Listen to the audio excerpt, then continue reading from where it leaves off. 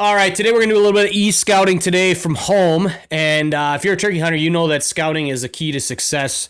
And sometimes, though, we don't have the opportunity to get out to a place before the season or even put in as much time and hours to be able to scout. And that's kind of where e-scouting comes into play. And with that, you can kind of find those roost trees, strut zones, travel corridors, all before even stepping foot on the ground. And because turkeys are creatures of habit, you know, their movement's dictated by their biology, where they roost, where they eat, and how they're going to interact during that breeding season. And being able to understand those daily cycles, you know, is just as important as knowing where to set up. Because if you're understanding those cycles, you're going to know where to set up.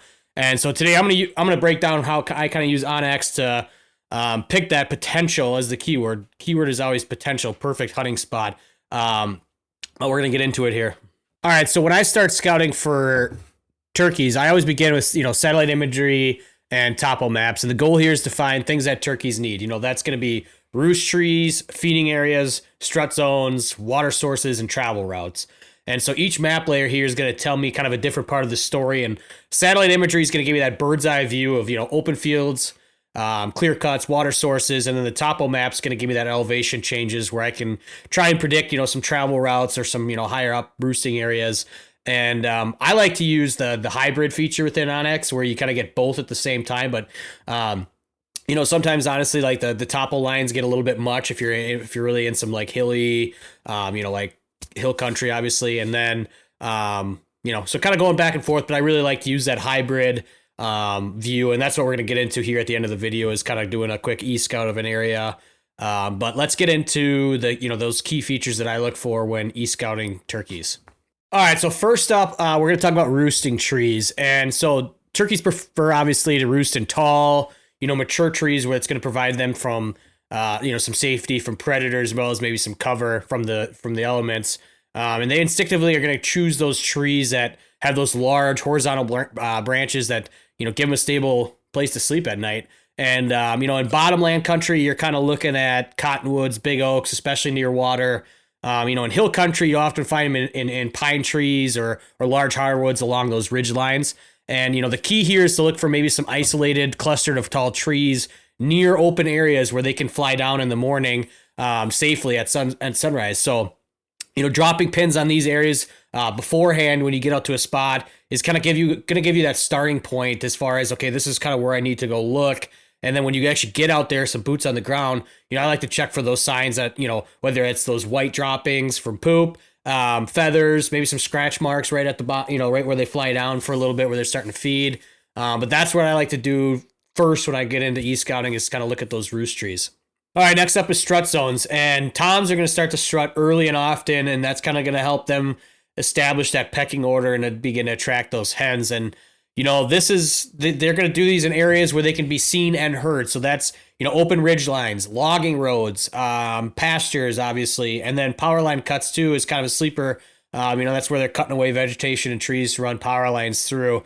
But, you know, if I see a high spot near a known roost that I've kind of got a little bit more intel on that has good visibility, you know, that's going to be a prime location for kind of that early to midday setup.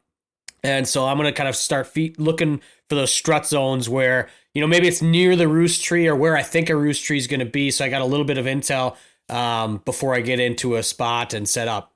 All right, so next up is feeding areas. And, you know, turkeys kind of have a diverse diet throughout the year. And so that's going to depend on kind of the early, mid to late season, and especially where you're located at. You know, here up in Minnesota, you know, there could be snow come opening day. But early season, you know, that March and April kind of time frame, you know, your fresh green growth, you know, they're going to be able to pick bugs out, maybe some leftover winter grains, you know, and then kind of rolling into where it's getting a little bit warmer, maybe that mid-April to May, you know, they're going to maybe get on some grasshoppers, some acorns, and any of those other protein-rich food sources that may be around.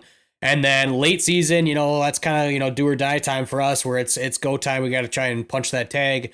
You know, they're still going to be rolling on the insects, seeds, but I found them a lot in cow pastures. I don't know what it is. Maybe it's a mixture of all of what we just talked about. But, you know, when I'm doing the e-scouting, you know, that's kind of marking those field edges, natural clearings, areas where there's maybe a heavy mass producing tree like an oak. And, you know, if I find a feeding area close to a roost, maybe close to a potential strut zone, you know, it's a solid morning hunt location. And especially, you know, it's a lot like deer hunting where You know where they're bedded, know where they're roosted. They're going to try and get to, either a food source or the strut zone or both. It's just a matter of what order they're going in. And you're trying to pick those points apart as far as, okay, I know they're roosted here. I think they may be roosted here. We're just east scouting, so we don't know yet. I think they may be roosted here. This looks like a good strut zone. This looks like there's some oaks around that strut zone, so maybe that's a piece, or there's some really good green growth. That's kind of what I'm focusing in on here when I'm looking at some, potential spots. All right, so water sources obviously is a big one. We all need water to live, and so turkeys are going to require water daily, especially in those hotter climates. Maybe when you get down more south, and they're going to prefer maybe some creeks, ponds, anywhere where they can get a little bit of water, maybe in that midday time frame. And by using topographical maps, I can find maybe some hidden water holes. Or seasonal streams that aren't obvious on satellite imagery. And these locations are going to kind of attract birds throughout the day. And I've noticed that the topographical maps on OnX has gotten a lot better as far as maybe doing a little bit more LiDAR. I'm not sure what they got going on, but it does look a lot better. And a key thing too is what may say is a crick, it may be dry most of the year, and you just be able to maybe catch it on a wet season. But another key piece with OnX is using their recent imagery. It's going to be tough on creeks sometimes because it's just not that high resolution yet. But I found it especially useful for duck hunting where, you're looking at some pothole ponds, some marshes maybe. But those are all going to be sources where a turkey can get water. So using that recent imagery, you're able to kind of filter back throughout the weeks and months and be like, okay, there wasn't water there last week, or maybe there was water there last week, and that's going to be kind of a little, just all this is just building as much intel as possible before you even step 1 foot out of your truck. And so as much information as we can try and gather beforehand, it's all only going to help us hopefully better if we do a good enough job doing some e-scouting here when we get out and actually try and do some hunting. All right, next up is going to be using, like I said, that topographical map to try and identify some, travel corridors, funnels, that kind of thing. And that's where my, deer hunting brain starts kind of coming into play here where, they're not just kind of random wanderers, although it may seem with, if you get out into some of that, hillside mountain country with some, Merriams and stuff, but they follow the path. They're going to try and follow the path of least resistance, just like most of us, just like deer, just like any animal. Their legs are built for walking long distances. And so they're going to, use those natural land features to try and navigate through things. And that's going to be saddles, right? That's going to be natural pathways between, feeding and roosting areas. Creek bottoms, we just talked about a lot about that. Soft terrain where they can start scratching for some insects, some bugs, maybe worms, whatever. But they can also get some water potentially. And then, fence rows, big one, obviously, especially here in farm country in southeastern Minnesota. And then also, we're looking at old logging roads. And I think back to, I lived over in La Crosse. There's logging roads everywhere. And so they're going to use those as a path of least resistance. They're going to use those for strut zones. So like I said earlier, as much information as we can start kind of putting together and piecing the puzzle together is going to just help us that much more better. And so if I can find where a turkey may move naturally, I can set up in a spot that's going to intercept him in that travel pattern. That's what I was just talking about, where I know he's roosting here. I know there's probably some food that he's going to target here, strut zone. I just got to try and figure out where I can cut him off and set up before, I get a shot at him. All right, so I know we talked about, and that's probably what everyone's maybe watching, is how I'm going to go about actually using the computer and using OnX to try and do some live e-scouting here. But I just want to do a little bit early, mid, late season strategy. I know it's kind of important, obviously, but that early season's kind of that pre-breeding time frame. Gobblers aren't still in they are still in those large winter flocks, and they're going to stay close to the hens, and so that testosterone is starting to kind of rise, but they're not quite maybe aggressive yet. And so, that means I'm trying to set up close to the roost. What that yardage is going to depend on a whole bunch of things and how you like to operate to try and catch them early, right? Try to catch them right off the roost before they're going to strut, before they're going to feed. And I use soft calling. They don't need a lot of convincing. If you can get a Tom to start, sounding off the roost, he's probably going to come check you out. But I'm not overdoing it. I'm doing soft calls, a little bit here, a little bit there, and be patient. Those times, like I said, they're still with those hens, and they're going to follow those hens for hours probably before they even think about breaking off. And then that's rolling now into mid-season. That's really that peak breeding time frame.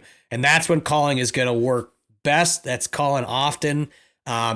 hens are leaving the gobblers in that mid-morning to nest, and that's leaving those toms who's, like I said, that testosterone's rising to a peak. They're looking for that next hen, so they're going to be eager to respond to your calling.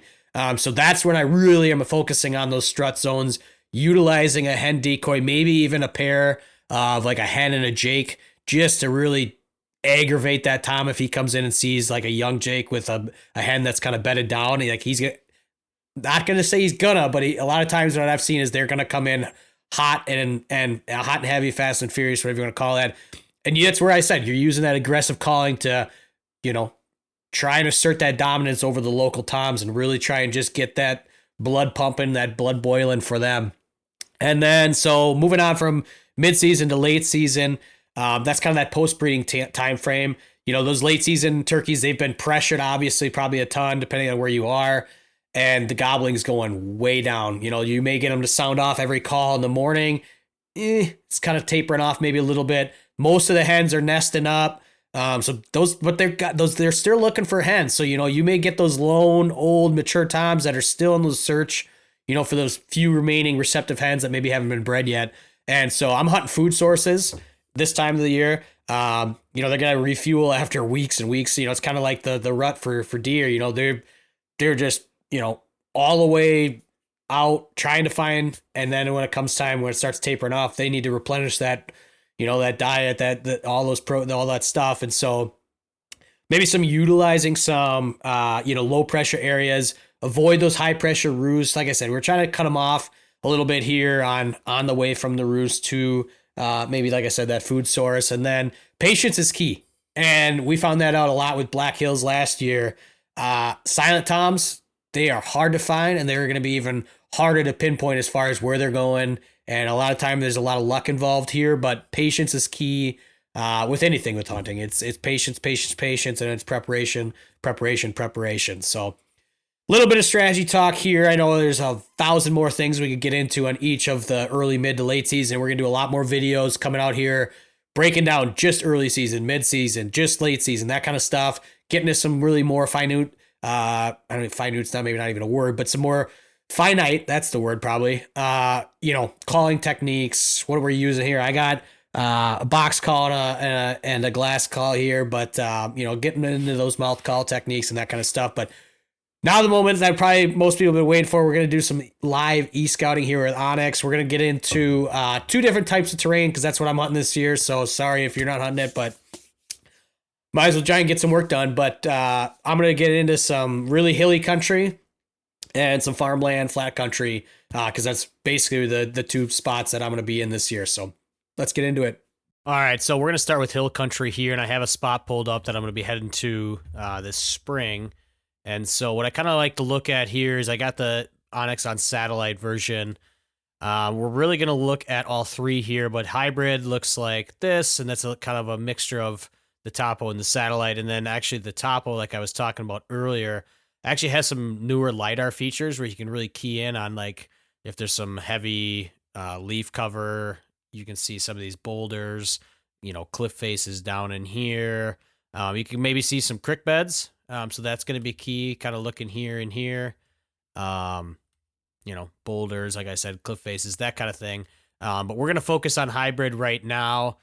Close this off. Recent imagery, I guess I'll quick touch on. You can kind of go back and forth between dates. It gets better as the farther you zoom out, and probably turn off topo. I'm not going to zoom out too much here, just with keeping some spots private here, but we'll turn that back off and kind of get into how I would approach maybe trying to hunt this section in here. We do have quite a bit of elevation from, the tallest here looks to be about 6,500 square foot, dropping down to 61. So 400 foot, 300 foot, 400 foot, excuse my math there, elevation difference, but we'll get into it here. You kind of got some, real quick here, just some saddles here between points, some peaks, and then dropping down here into a ditch, another ditch, another ditch. But what I would probably look at here, I know like I said, we talked about, strut zones, feeding areas, that kind of thing, kind of those open pockets. So you got an open pocket here, Let's just turn satellite just to get a little clearer picture. Another open pockets, kind of open pockets here. And then this is probably logged, so some newer tree growth, so it's a lot more open, so you might be able to do a little bit more glassing or something in this area. Let's turn topo back on and start kind of approaching how I would do this. So if we'll go down into 3D mode here, get a little bit of kind of what the topography looks like. So yeah, you got a point here. Like I said, this saddle here. So I'd probably throw, like I said, if they're up top, maybe throw something, throw a roost tree spot in here.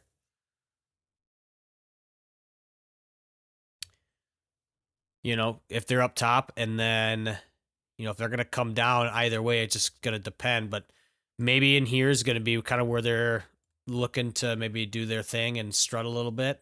So I'll throw a gobbler icon in here. And then, hey, if I'm up top, if I'm going to come up from this bottom, I could maybe just set up right in here. If they're going to come down, set up on one of these trees. On the edge of this opening. So I'll throw a blind icon in. Not that I'd set up a blind if I'm running and gunning with a shotgun, but that way I can, be ready to go. If he's going to come down, come down.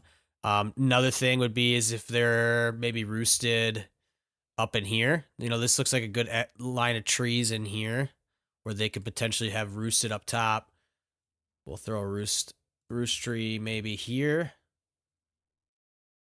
And same thing, if I were to try and come up out of this bottom, maybe come up over here on this ridge top and start there, I'll throw a glassing icon and just see, maybe I can see down into this bottom, and that's where this OnX terrain X thing comes in. We're not going to get into that, but that'll allow you to kind of highlight some areas where you'd be able to see or not see based on, your elevation and the elevation changes around you. But, if they're on this, if they're roosted up in here, they could dump down into here. It looks like we kind of have some newer tree growth right here. So they may come down into here, come down. Or if they're going to dump down off into the east side here, they may come down back in here, where if I'm glassing and calling a little bit, this isn't too far from each other. So if I did a point to point, yeah, it's 200 yards, so it's not too bad. Close enough where I could hear them, they could probably hear me. But that way, if I can see, this could be the big thing. If I could see this hillside from this icon here, I could stay here, watch what they do, and maybe dump down and around and cut them off. And if they're coming down here, or if they come down here, I could quick dump down this back hillside and set up right where I was going to be with that blind icon here. Kind of a crapshoot. It depends on where these birds are going to be.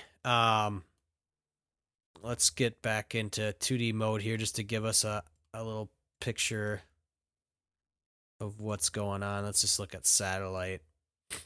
This isn't a bad spot to start. You could even maybe throw another. I could maybe throw another glassing icon up on this top here. It's just going to depend on, if there's birds up in this thicker stuff, I guess what I'm getting at here is if I throw a glassing icon here, as long as and I want to be able to see, so maybe this would be better for an evening setup, but if I can see down into this big opening right here and over here, that'd be perfect, because if they're going to roost up here, I could watch them come up, from the bottoms to roost, or vice versa in the morning, I could watch them fly down and dump down into this thinner cover stuff, or dump down into this opening. But this is kind of how I would approach something here. There's more than one way to skin a cat. Not a ton of water sources here, it looks like. I did with the topography icon or layer here. It does show this thin or this dotted blue line. You got to be careful with those, because yeah, it may look like a crick or whatever you want to call it here, but a lot of times those are just bone dry. So not a ton of water here. It does say there's one over here. maybe, you know, just something to be cognizant of. If it's wet, there may be water, or if it's not been wet, it's probably going to be dry.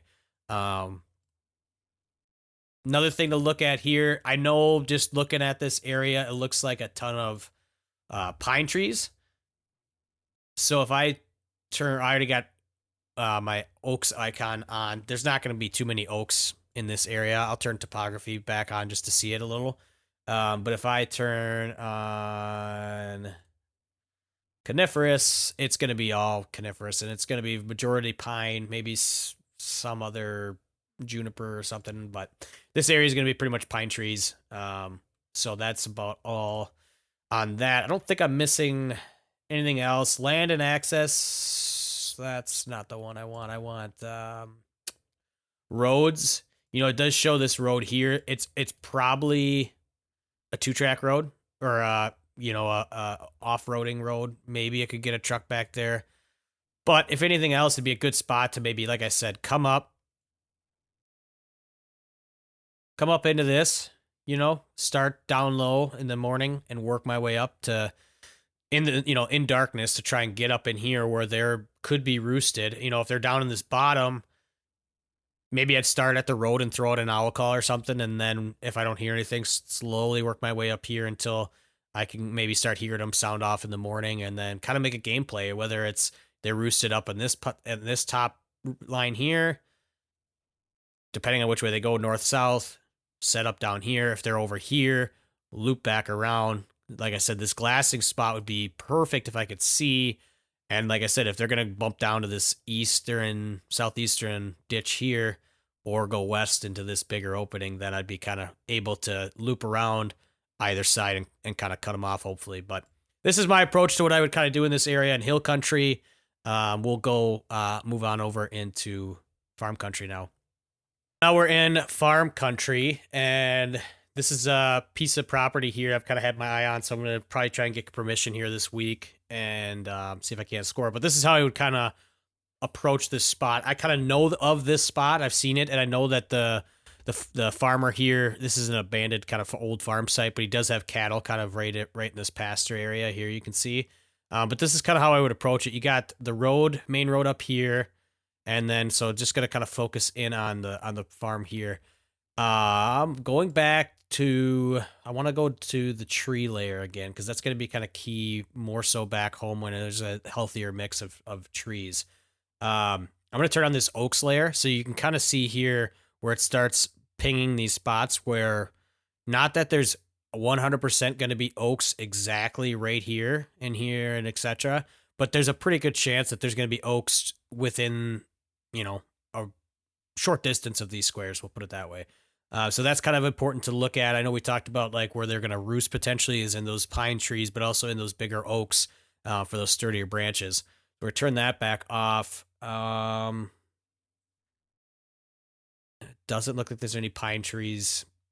I didn't think there would be. There's going to be just kind of a mix of scrub brush, trees, that kind of thing. But anyways, so let's get into it. So we got the hybrid layer on, mostly because there's not a whole bunch of topography on. We could honestly just roll with satellite imagery here and see what happens. So big trees here. We had some oaks kind of in here, mix of trees. Like I said, I kind of know this spot just from driving by on the roads. I know he's got cattle back here, and these are some pretty bigger trees. I want to say that it looked like there was some oaks in here, even though it didn't identify an onyx, but that's fine. So I'd probably say roost tree here, potentially. And then obviously back in here, roost trees, which with those where those oaks were.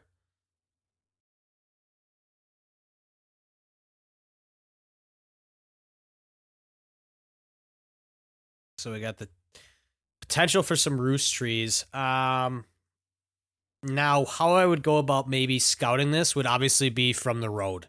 I'm not probably going to push into a property this small just because I don't want to bump birds. But I would glass from the truck. It's not that far. Obviously, like the road's just up here. So I would glass from the truck. I'd also probably want to be careful on how I access this. Now, if I knew there was birds roosted here, that's going to be a complete game changer. I'm not going to come down this way. I'd probably either come down over here, or I'd come down this fence line here of trees. So if they're roosted here, I'm probably going to try and set up maybe a blind on this edge. I wouldn't maybe want to get too close just in case if they were roosted on the edge of this, southern edge of this field here. So I'd probably maybe throw a blind down in this corner, but not all the way down because I don't want to, again, bump some birds off the roost or something in the morning if I'm unsure if they're here or here.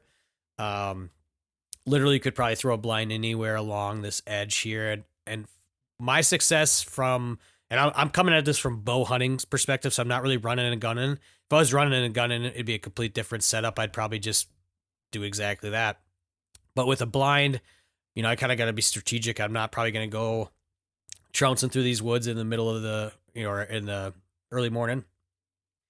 If I came in here in the afternoon or evening and didn't see any birds in either of these fields, I may even set up like on this little edge right here of trees, just because if they are roosting where I have these pins, odds are they're going to come out in this field and feed, or over here. So if they're going to come out in this field and feed, whether it's out of this here, if they're going to roost back in here or just come out in this field and feed, there's a good chance if I throw a hen and a Jake decoy out here, I'm going to get some attention and I may be able to pull some birds my way, or they may just already want to come my way. So that's how I would approach maybe hunting this field.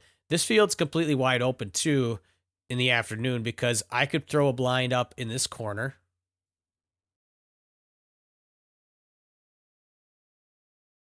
And maybe cut some birds off from heading over into this. Maybe even a blind in this edge here too.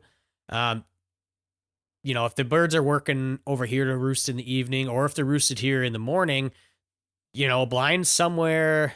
I have to be careful because if they're roosted here in the morning and they're roosted on this pin in the morning, I really want to be careful about not coming through here or here. Maybe throwing a blind up right smack in the middle of this thing. Of this, tree line. I'm guessing it's kind of just a mix of brush trees. And then that way, if I have a little decoy set up here and they're going to come down out of here, and feed out in this field, I'm right kind of in the middle. And that's where we've been talking, is trying to cut these birds off in between from where they are and where they want to go. Now, if I really wanted to bump down into this property, probably not in the morning, but in the evening, I'd set up probably back in here. So the property edge is right kind of along here and up through this way. So I could probably only really realistically hunt this back, probably CRP field, I'm guessing. And so I maybe set up right here, throw a blind ping there.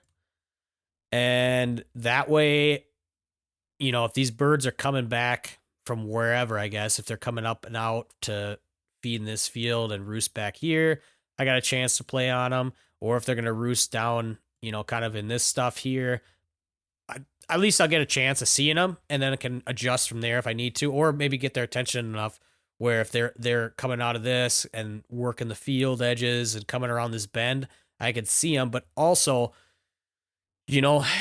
depending on how crazy I want to get, it could, I kind of talk myself in and out of things so often. It's a tough part about OnX sometimes is you almost overthink things, but I could come down here in the morning, cut straight through. It'd have to be real dark, probably not like a full moon night or something. But if I set up down here in the morning, I get a chance at these birds coming out, but I'd also have a chance at these birds and maybe these birds. If I see them flying down out of the roost, coming down over here or coming down over here, I could maybe make a quick play.